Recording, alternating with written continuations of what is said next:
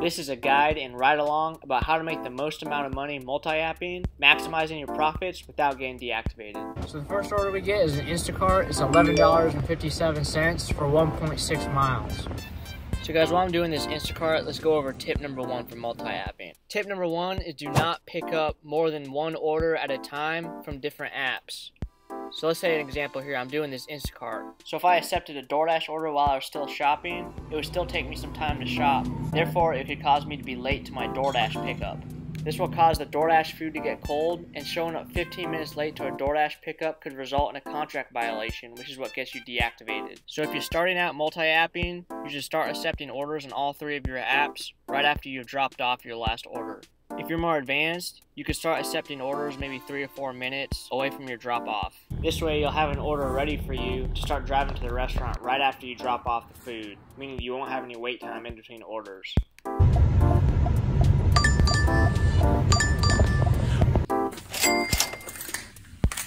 Just drop that one off. There's an extra $2 for a hidden tip.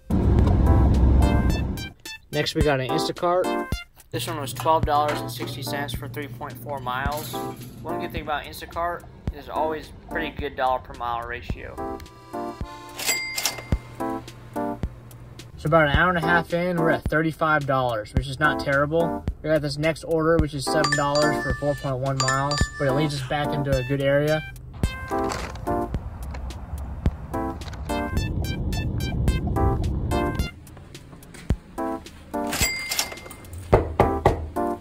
So it's not super busy. We've gotten some decent orders. Like I said, not getting any DoorDash or Uber Eats right now, so I'm scrolling through Instacart, seeing if I can get anything from there. So after a little waiting, I ended up getting this double order. One of them being Island's Fresh Mex. I've actually gone here before, and they spilled water all over my burrito when I was ordering it and tried to play it off. You know, I know it says Island's Fresh Mex, but it was not fresh. Zaxby's, on the other hand, is actually pretty good. I would even go to argue that it's better than Raising Cane's. Let me know your thoughts in the description. So another tip I like to do is whenever I pull up to a very nice mansion, very nice house, I like to wait at the door and hand it to them in person just in case they want to give me an extra cash tip, which they usually don't. So I got this Instacart order, and while I was driving to it, I ended up getting this Uber Eats order, which is way better, so I canceled it. So now for our next tip, which is know your app's deactivation limits. Instacart cancellation rate could be 15% before you start getting deactivated. Mine was about 6%, so I could afford doing it. So that's kind of how multi-apping goes. You gotta watch your cancellation rates. My Doordash cancellation rate is 85%. In Doordash, anything below 79% is in means for deactivation. So it's 7:30 now, we're about 3 hours in. It's a little bit over $20 per hour, about $22, so not bad. It's slowed down, my app has been giving me some problems. Hopefully we can get an order soon. It's been about 10 minutes since we dropped off that Uber Eats Buffalo Wild Wings, so we really need something soon.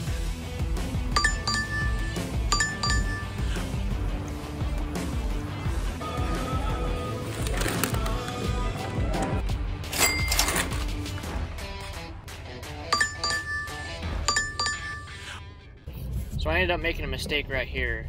I was dropping off my 2 Doordash orders when I ended up getting this Blue Water order. It's $15, which is a great order, so I accepted it. But my drop off was in the exact opposite direction as my store pickup for the Uber Eats. Therefore, as I was driving to the drop off for my Doordash, I was driving farther and farther away from when I needed to pick up my next order. This is exactly what you do not want to do when you're multi-apping. You need to make sure you check out your location of your drop-off for your latest order and your pickup for your next order if you decide to start accepting orders while you're still driving to your drop-off. I eventually had to unassign the Uber Eats order, which was a shame because it was a good one. So next we got a third Instacart. It's $12.35 for 2 miles and only 4 items. Let's try to grab these 4 items as fast as we can. I don't know what this is, but it looks kind of interesting. It's like a ball of alcohol. My guy ordered 6 of them. I guess he's gonna get hammered.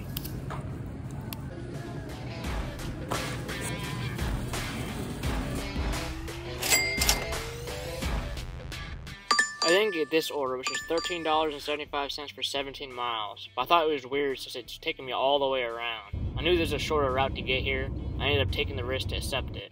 It turns out there's some traffic going on, 17-minute wait. Let's see how long it takes us. So sure enough, guys, the GPS was true. There's a lane closure and there's lots of traffic. So I made it past that traffic. It was about 7 minutes. Not too terrible. I kind of actually regret taking this order. I didn't realize how many miles it was because, you know, as I saw it was 17 miles before, I thought it would be way shorter than that. So here's a good example of multi-apping efficiency. So I was still driving to drop off that Doordash when I got that McDonald's Uber Eats order. And the drop off for the Doordash was going the same direction as the pickup.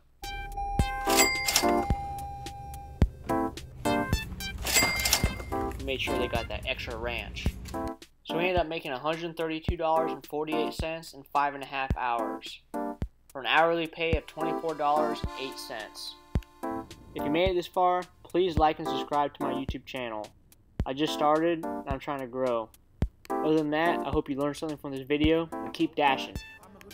I'ma go dash, I'ma go dash, I'ma go dash, I'ma go dash, I'ma go dash, I'ma go dash, I'ma go dash. I'm leaving the crib with my jacket, my hoodie, my scully. Ski mask when I'm clocked in.